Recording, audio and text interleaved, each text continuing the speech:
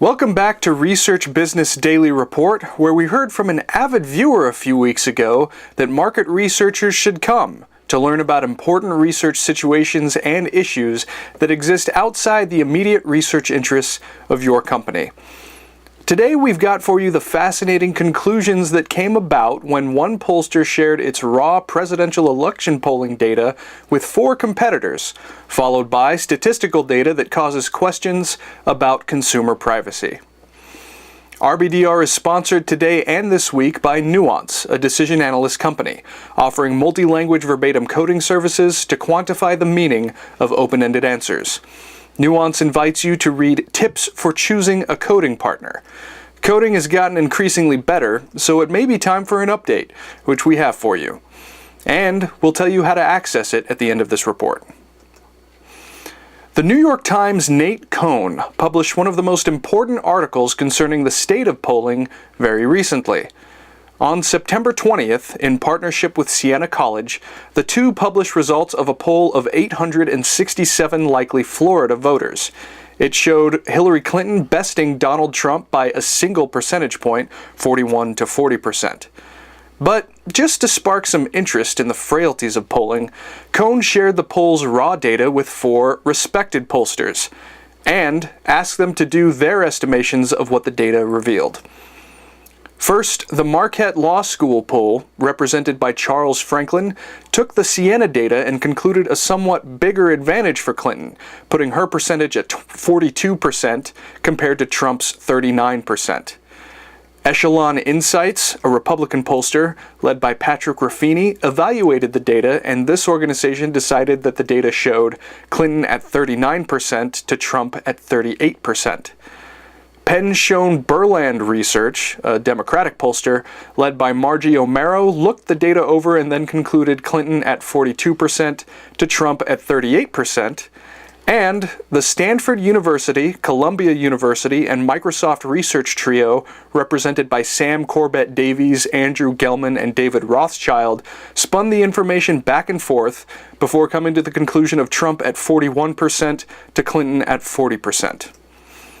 Cohn defended the results reached by his peers, explaining each would have designed the same survey at least a little differently. Each of the 4 guinea pigs adjusted Siena's sample as well as the poll's likely voters, coming up with 4 different electorates, so not surprisingly, they reached 4 different results.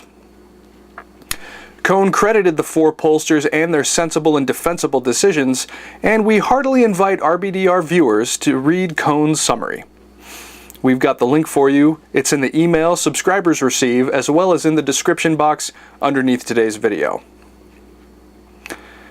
Next, rights to consumer privacy, personal data, and how such information is being used. This subject matter is reported on here probably every week or so.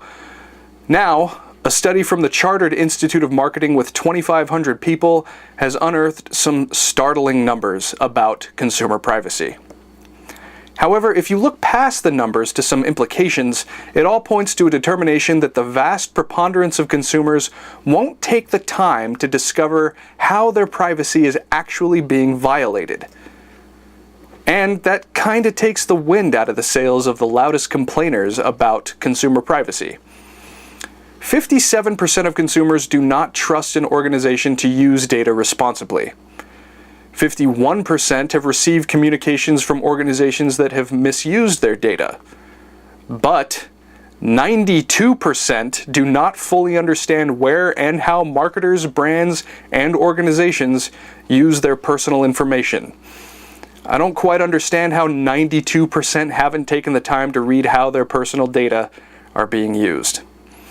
Why complain about a subject that impacts you all day, every day, if you're too lazy to do your homework? RBDR has been sponsored today and will be all this week by Nuance, a decision analyst company offering multi-language verbatim coding services to quantify the meaning of open-ended answers. Coding has gotten increasingly better, but it's not necessarily something that every researcher uses every day. We've got the link to tips for choosing a coding partner. Take advantage of this free information-filled opportunity from Nuance. Look for the link that will whisk you to their worthwhile paper. Have a great research day, and Bob will see you here tomorrow. you.